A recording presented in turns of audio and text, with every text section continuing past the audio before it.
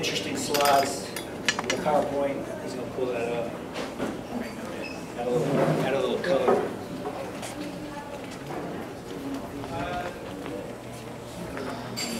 Get it right. You need me to move? No. I'll go ahead and just get started. My job was to look up at the current penalties right now for marijuana, and so I thought to start that, I'd actually look in the penal code for marijuana. I don't know if I've ever done that before. And believe it or not, penal code is where the laws are, right? I mean, that's where everything is illegal to do. It's in the penal code, and marijuana is not mentioned in the penal code one time. So I closed that book and I opened up the Health and Safety Code. That's where the Texas Controlled Substance Act is, and that's where everything about marijuana is. So, first of all, I thought was interesting was marijuana is defined in the Controlled Substance Act. And it's defined as the plant of cannabis sativa L. And I might not know a whole lot about marijuana, but I was like, wait, I think that's just one kind of marijuana. There's other kinds. Indica, and then what's the other one? There's a weird one, ruderalis. Ruderalis. Okay, I don't know what that is, but I was like, well, that's great. I've never thought about that. You know, I get somebody that's charged with marijuana. We'll get a lab test done. It'll be indica, and we'll get the case beat, right? So I looked up the case law. In 1975, there was a case, and a guy was charged with possession of marijuana. He ended up being an indica, and his defense was, hey, I'm not breaking the law. And of course, you know, the judge didn't agree with him, and he, you know, went to jail. So he appealed it to the Court of Appeals, and the Court of Appeals didn't agree. So he went to the Supreme Court of Texas. And the Supreme Court of Texas, and it's a case called Williams v. State. The Supreme Court of Texas said, well, but when the legislature wrote that law, they really meant all three. I mean, they didn't say it, but they meant all three. So that's the law. 1975, Court of Criminal Appeals said they messed up. So don't possess indica or the other one either. You don't think you're going to get away with it. So you haven't got that started yet. So what we'll talk about first is the penalties for possession of marijuana. First, you got under 2 ounces, and there's really no threshold. There's really no threshold. There is kind of in there. It says it must be a usable amount. So I guess if you've got, you know, just a little bitty tiny piece of shake on your floorboard of your car, you'd argue that, you know, you could use that. But if you've got 2 ounces or less, it's a Class B misdemeanor. Once it gets that up, I'm going to have all the penalties for Class B. A Class B misdemeanor is punishable for up to 180 days in the county jail. So, for most people, they get caught with marijuana, you know, they've got a joint or they've got a little sack of it or whatever, you know, it's going to be up to 180 days in jail. All right. This is an old advertisement from back in the day. It was from Anslinger, I think, which was the guy that started all of the drug war way back in the 30s, maybe. It's just kind of entertaining, I think, if you look at something like that and think that's the way, you know, it really used to be.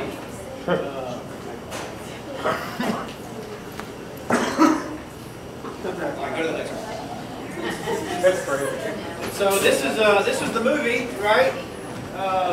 Reefer Madness. Some more. These are, I guess, advertisements to go watch the movie or the play or whatever format you watch it in. That's kind of, this was the beginning of the regulation of marijuana. You can go to the next slide.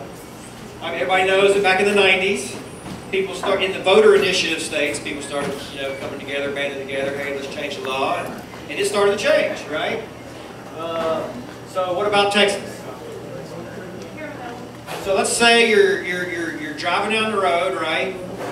You see this sign that says "Welcome to Texas," and you just happen to be in the tour bus with, flip the page, Willie Nelson, right? You're on tour with Willie, and you get pulled over by the police. What do you think is going to happen? You're going to go to jail. As Willie has a few times in Texas. You don't want to go to jail in Texas, because if you go to jail in Texas, what might happen is they'll make you help eradicate all that marijuana they found out in Polk County. You know, all the inmates out there. You don't think any of that ended up in the jail, do you? All right, so here's the penalties. So, less than 2 ounces of marijuana. Class B. We'll get to Class C in a minute. Class B, up to 180 days in the county jail, up to a $2,000 fine. Now, the reality of it is, every jurisdiction is different. Jefferson County is really not a really bad county. There are worse counties in Texas than the marijuana, I promise you that. Most people don't get 180 days in jail for Class B amount of marijuana, but some people elect jail to not pay a fine or not do probation. Some people pay a fine, and sometimes it's a lot. If you go one step up to a Class A amount of marijuana, would be 2 ounces to 4 ounces of marijuana, which is not an unheard of amount. And in that, you might get up to 1 year in the county jail. You might get up to a $4,000 fine. But you might get 5 days or 10 days in jail. It just depends on your criminal history.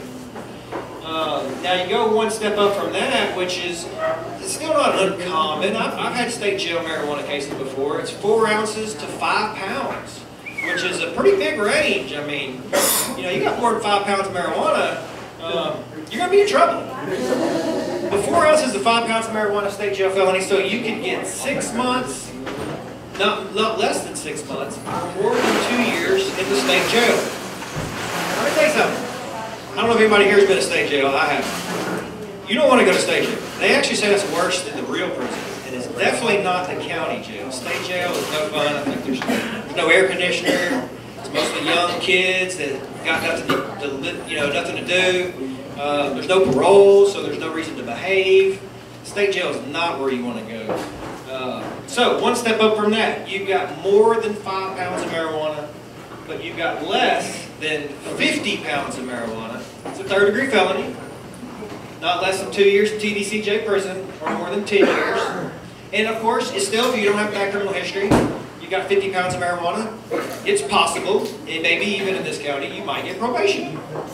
If you mess your probation up though, you're looking at 2 to 10. So let's say you're riding down the street and you've got more than 50 pounds of marijuana. Really looking for trouble then.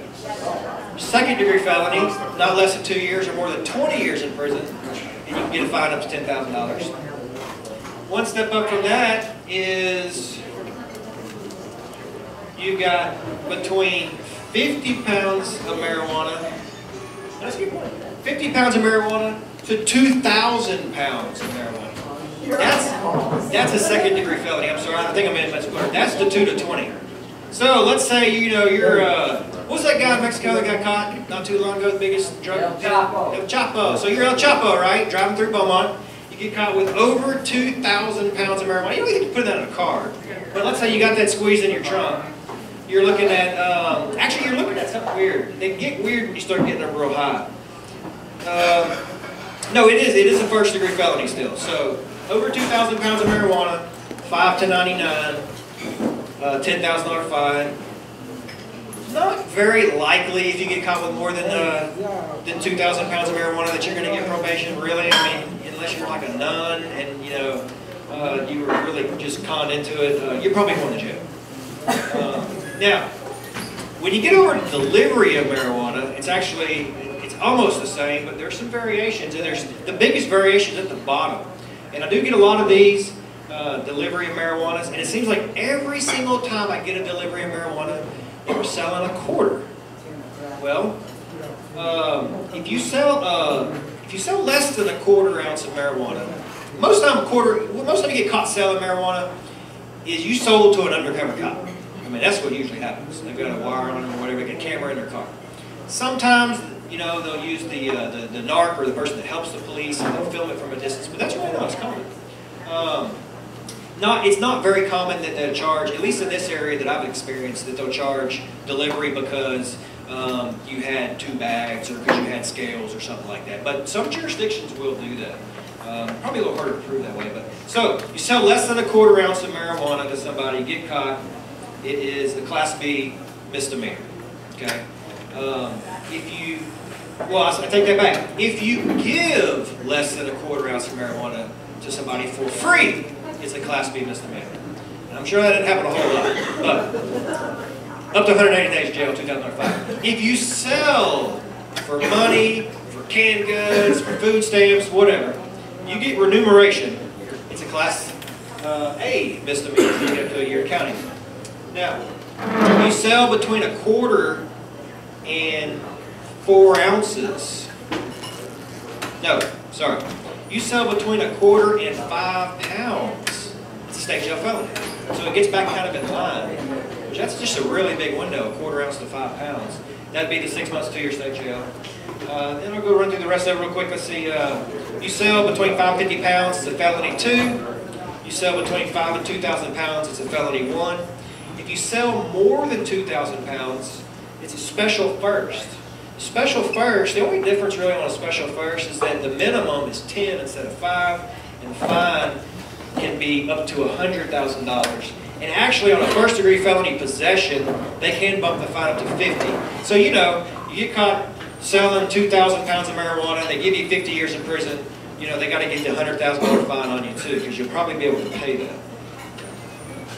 Now, you really got to, one of the really the worst ones is this, delivery to a child. Doesn't matter how much. If you get caught delivering marijuana to a child, you're in serious trouble. A child is defined as somebody under 18. So 17-year-old, get caught selling to a 17-year-old, it is a second degree felony. 2 to 20. A child can be defined as any person who attends primary or secondary school. So you got your, you know, your nephew, he's 21, they still haven't kicked him out of 12th grade. 2 to 20 if you get caught selling to him. If you give or sell marijuana to a person that you know is going to give or sell the marijuana to a child, 2 to 20. So there's a middleman that gets it to the child, and they can prove that you knew, 2 to 20. Now, I would get questioned all the time, well, how do they know?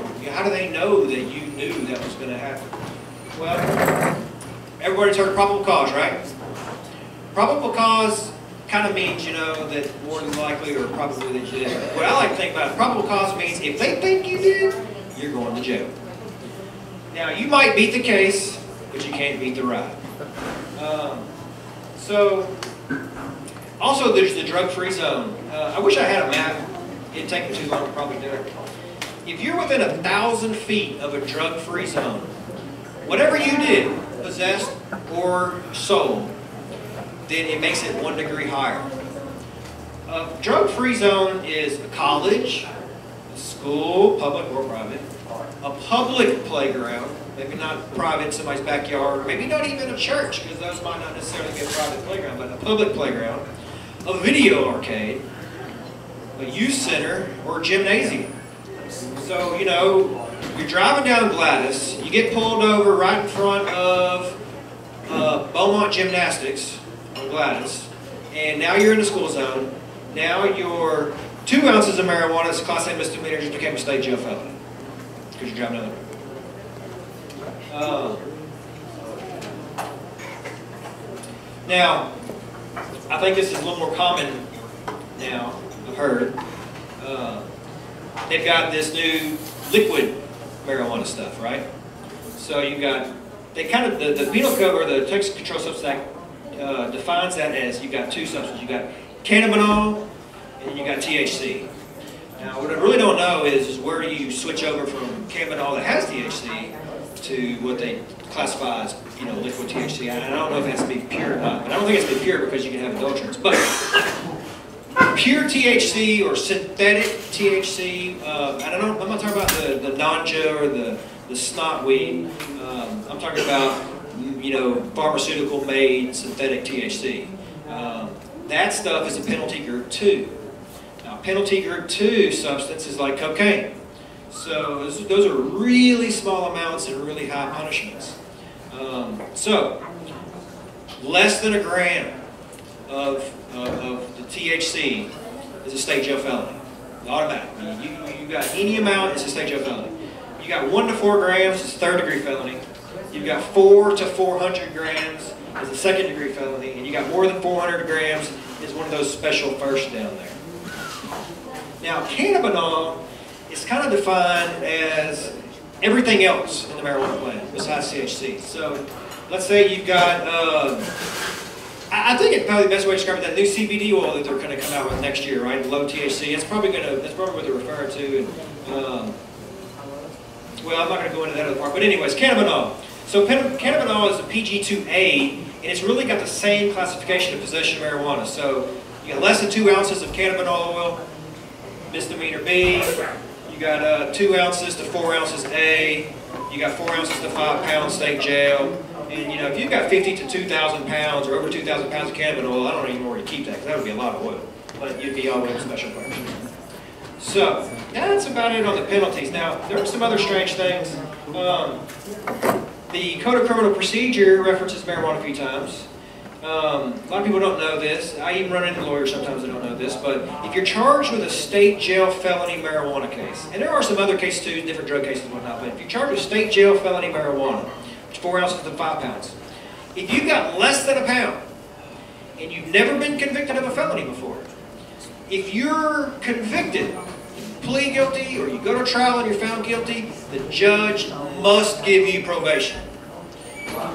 Now, if you've got 2 ounces of marijuana in your misdemeanor court, you don't have to give probation. You can go to county jail, but on the state jail side, you must give probation. Now, a whole lot more to that, because in felony court, a judge can give you up to 180 days up front in the county jail or the state jail as a condition of probation. So even though he has to give you probation, he can still send you to jail as a condition of that. And then he can also send you to Safe P, which is a prison rehab. Not as many marijuana cases go there, but prison rehab it's a rehab run by the prison. It takes about 9 months to a year turnaround. And so, you know, if you really take the judge off, even though it's your first marijuana state jail case, he can give you 6 months in county jail, then a year turnaround and rehab in the prison system before you start your 5 years of probation.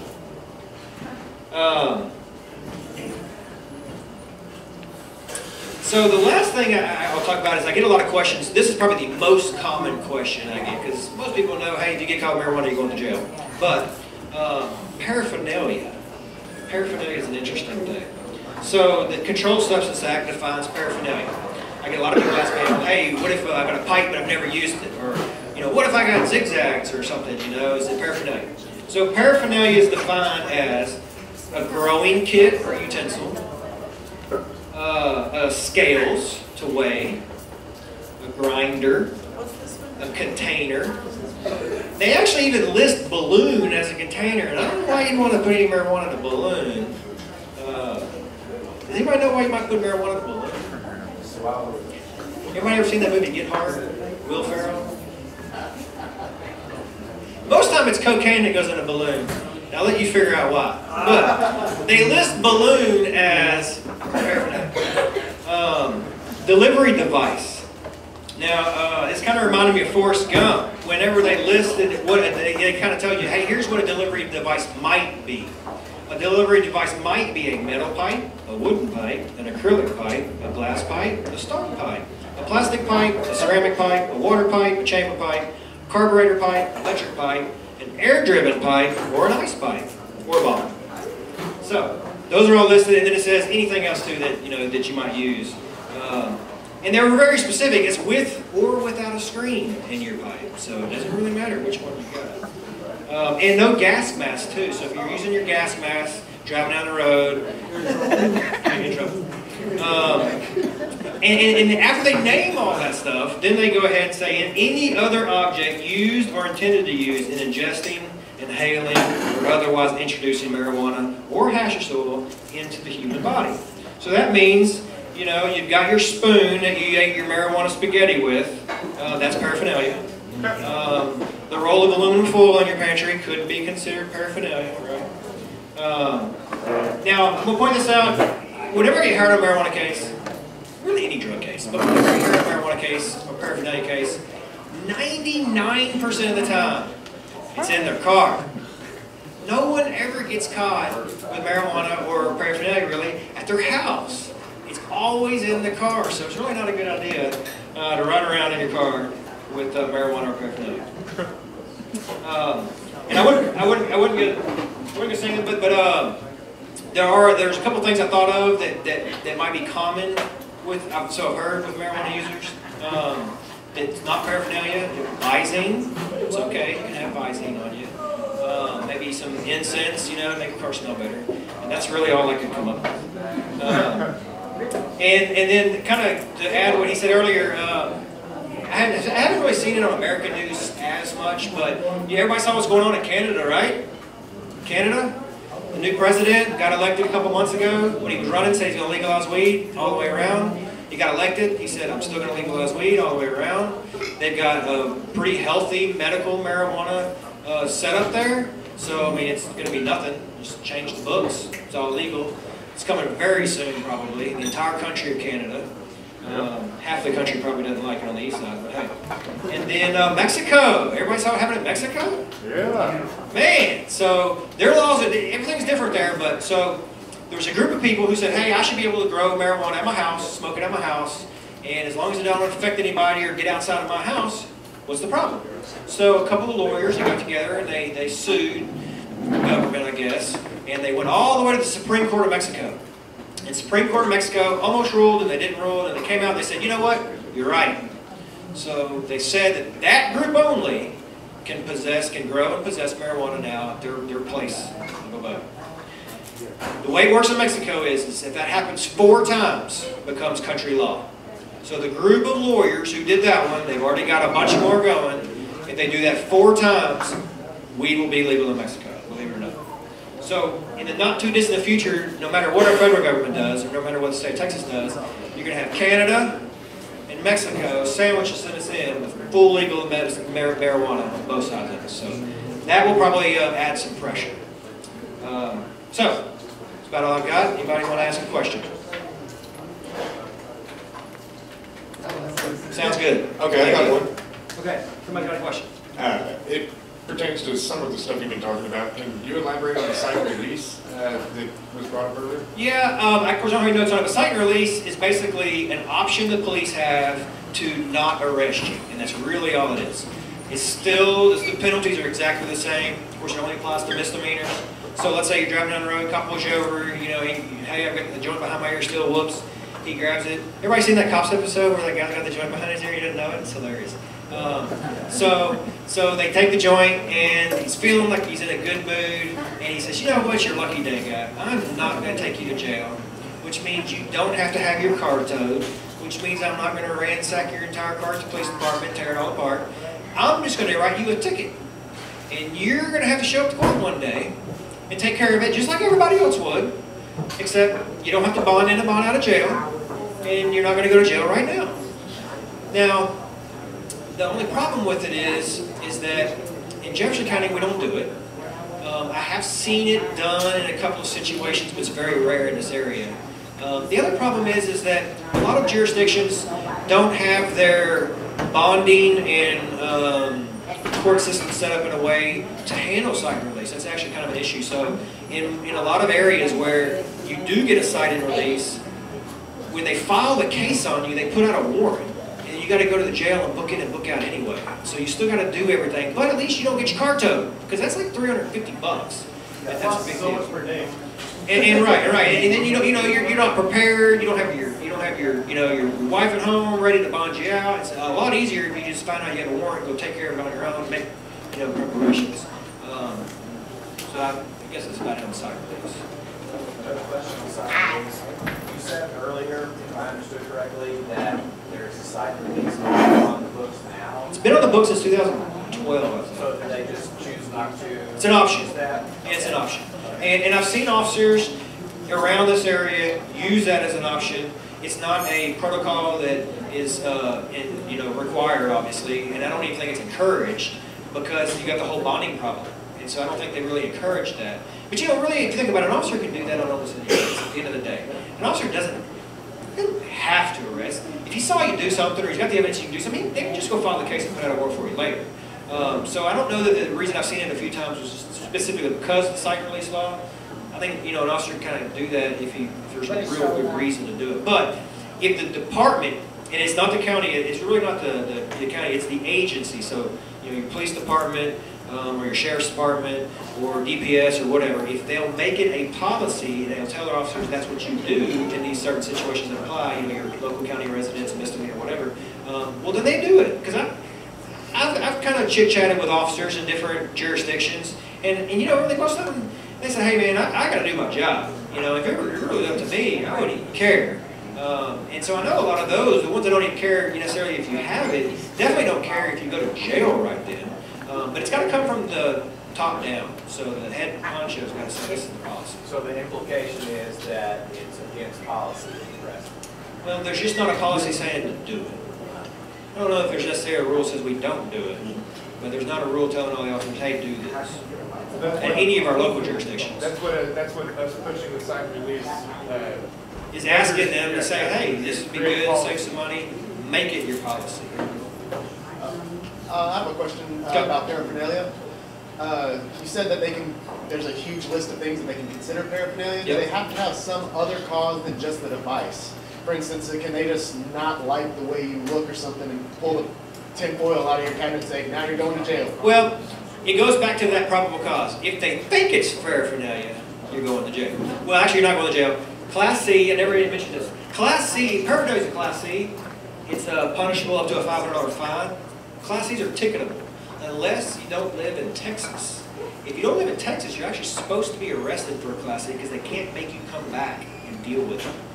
There's no extradition. But back to your question. So you're riding down the road and you've got a marijuana pipe that's never been used. Well, I mean, you could use that for tobacco, right? If they think that's what it's for, you're getting the ticket. You might beat the case, but you can't beat the ride. Yeah, all right, thank you. That's all I need. Question. At what point does it become a federal charge? Well, every law is different in what makes it a federal charge. I'll use kidnapping as an example. In kidnapping, you know, you commit kidnapping in Texas and get in trouble for that. If you kidnap someone and you use a vehicle or a tool of interstate commerce like a cell phone or email or something like that, and then it can make it federal. They don't have to accept a case. The feds a lot of times don't take cases unless it's an important case. Marijuana, on the other hand, I don't know if they have the tools of interstate commerce and whatnot that make it, but in my experience, the feds will not pick up a marijuana case unless it's big. Well, you said up to a ton is first degree, so... Well, that's pretty big. Well, the biggest marijuana case I've personally ever seen in any county that touches Jefferson County is about, that I've handled was 7 pounds. And it came with 2 kilos of cocaine with it. And the feds didn't pick that up. No, so, and I think it's different. You know, I think in Houston, that district, the federal court over there, they have much higher standards. You know, I haven't really heard a lot about marijuana. I bet you they don't really charge a lot of marijuana cases in federal court. Most of them are probably at the border where they 18-wheeler them, you know, comes in. I hear a lot more about cocaine. You know, cocaine's probably the number one illegal drug besides marijuana. And cocaine in Houston, I mean, they want, you know, 20 keys maybe for the feds to even look at it. But in this area, you know, maybe, you know, 10 keys maybe. But marijuana I just don't think it's common for people to get caught with that much marijuana. But you remember the 18-wheeler on Major Drive, or what Major Drive, but I-10 towards Major Drive last year, or 3 or 4 years ago. I want to say it was 800 pounds of marijuana was found in the 18-wheeler. That might have been picked up by the feds. But I think there was nobody in the truck, believe it or not, when they found it. So. I don't know why they wouldn't stick around in their broken down truck with marijuana in it, but they didn't. All right. Any other questions? All right, sounds good. Hey, appreciate it. Thank you.